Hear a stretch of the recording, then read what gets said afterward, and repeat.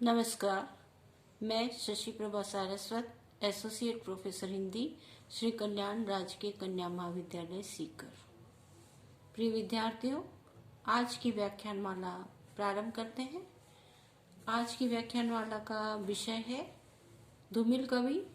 धूमिल कवि की मोचीराम कविता का पद्यांश पढ़ रहे हैं हम, जो इस प्रकार से है। मगर इसका मतलब ये नहीं है कि मुझे कोई गलतफहमी है। मगर इसका मतलब यह नहीं है कि मुझे कोई गलतफहमी है। मुझे हर वक्त ये ख्याल रहता है कि जूते और पैसे के बीच कहीं न कहीं एक अदद आदमी है जिस पर टांके पड़ते हैं, जो जूते से झांकती हुई अंगुली की चोट छाती पर हथौड़ी की तरह सहता है।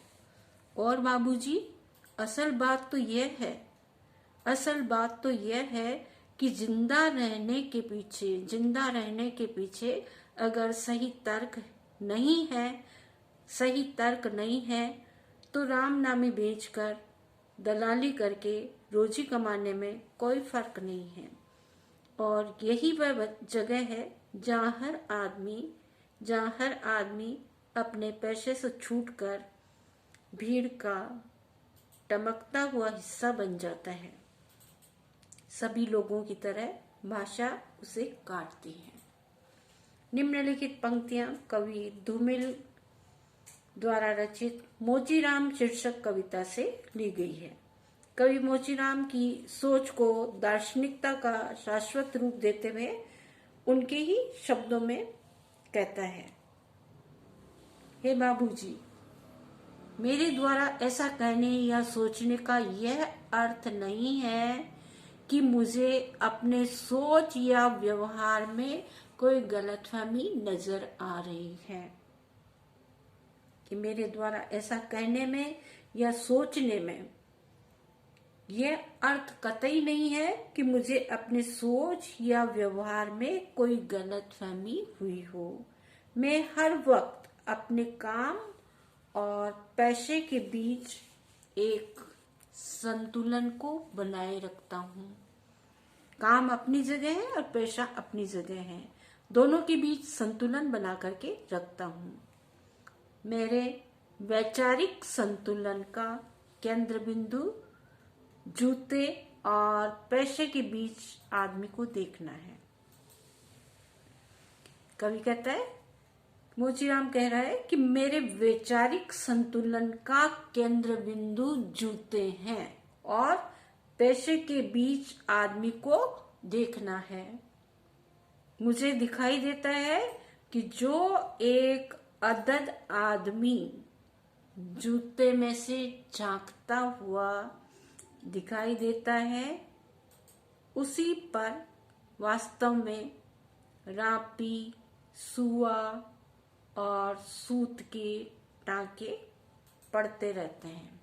जो कि मोचीराम के पास औजार है, उस औजार पर रखकर कील ठोकता है, सुई लगाता है, सुई से टांके लगाता है, हथौड़ी की चोट अपने जूतों में से झांकती हुई अंगुली के रूप में सीने पर सहन करता रहता है।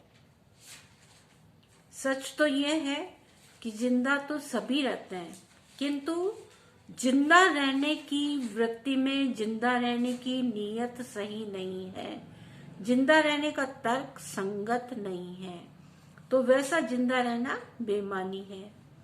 ऐसे जीने के लिए रोजी कमाने के साधन के रूप में अपनाया गया पैसा कोई भी हो सकता है, चाहे वह पैसा राम नामी दुपट्टा बेचकर जीविका चलाने का हो अथवा वेश्याओं की दलाली करके कमीशन से प्राप्त किया गया रुपया हो, या फिर सही जीवन जीने के लिए ही सही पैसे को अपनाना आवश्यक होता है। जहां जीने का ही कोई लक्ष्य नहीं हो, वहां रुपए कमाने का साधन कुछ भी नहीं हो सकता है। साधन और साध्य के लक्ष्य भ्रष्ट हो जाने पर पैसे की वृत्ति को ध्यान में न रखने के कारण हर आदमी, प्रत्येक आदमी भीड़ में टकराता हुआ एक हिस्सा मात्र बनकर गुजरता रहता है। सभी भेड़ चाल वाले आदमियों की तरह ऐसे आदमियों को, इस प्रकार के आदमियों को भी समय की भाषा अथवा काल प्रक्रिया काटती रहती है। मोचीराम जी कह रहे हैं कि मैं अपने कर्म को, कर्तव्य को ईमानदारी से करता हूँ। मेरे सामने जो भी जूता आ रहा है उस जूते को मरम्मत करता हूँ और व्यक्ति के व्यक्तित्व को पहचानता रहता हूँ। दूसरी तरफ लोग हैं, वे क्या करते हैं? पैसे कमाने के लिए अपना ईमान तक बेच डालते हैं और कमीशन खाते रहते हैं, नाना प्रकार की दलालियां करते रहते हैं, महिलाओं के साथ अभद्र व्यवहार करते हैं। तो अपने मुखौटे को उतार कर वे जब सामने आते हैं तो उनका असली चेहरा सामने आता है कि किस प्रकार ये अपने कर्म और करनी और कथनी दोनों में ये भेद करते हैं। ईमानदारी से किया गया कार्य है वो छोटा नहीं होता है। कैसा भी हो, चाहे झाड़ू लगाना हो, टाँके लगाना हो, जूते ठीक करना हो, तो व्यक्ति का कर्म ही सर्वोपरि है। ईमानदारी से किया गया कार्य कोई भी छोटा नहीं होता है।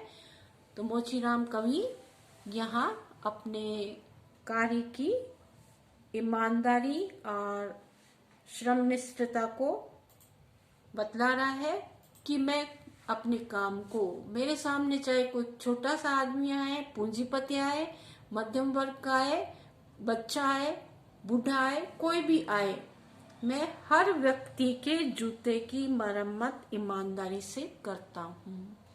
अपने उस कर्म में कहीं भी मैं धोखाधड़ी नहीं करता कि इस व्यक्ति को अंधा है, इसको दिखाई नहीं दे रहा तो मैं इसका जूता ठीक अच्छे से नहीं करूँगा, ये बच्चा है तो इसका ठीक नहीं करता। मैं अपनी ईमानदारी से केवल मात्र उस जूते को देखता हूँ, न कि उस व्यक्ति को, और अपना कार्य है पूर्ण निष्ठा के साथ करता हूँ। तो आपको बच्चों विशेष संदर्भ के अंतर्गत इस बात को स्पष्ट करना है कि धूमिल कवि ने ईमानदारी और श्रमनिष्ठता अपनाने की भावधारा की ओर यहाँ इशारा किया है कि जीवन में ईमानदारी और श्रमनिष्ठता ही सर्वोपरि होती है। यह शिक्षा मोचीराम कविता के माध्यम से कवि धूमिल देना चाहते हैं। अनुप्रास अलंकार का प्रयोग हुआ है। भाषा इसकी बिल्कुल सरल है, सहज है। सुनने के लिए आपको बहुत बहुत धन्यवाद।